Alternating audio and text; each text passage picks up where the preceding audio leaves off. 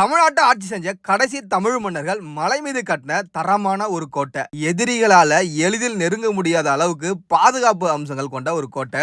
இந்த கோட்டைக்கு போறதுக்கு முன்னாடி ஒரு பெரிய இழுவை பாலம் இருக்குமா. அந்த இழுவை பாலத்தை தூக்கிட்டாங்க அப்படின்னா இந்த கோட்டை உள்ளார எதிரிகளால எளிதில் நெருங்க கூட முடியாதாங்க.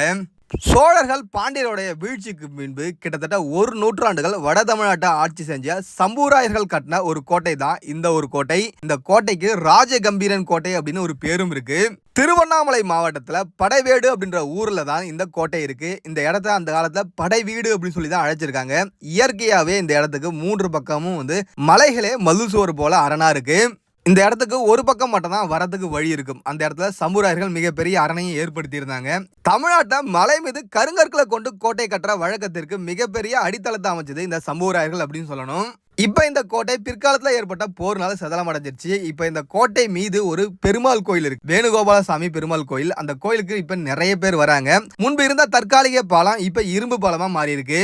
இப்படிப்பட்ட இந்த கோட்டைக்கு நீங்க போகணும்னு நினைச்சீங்கன்னா புரட்டாசி மாசம் சனிக்கிழமை போயிட்டு வாங்க.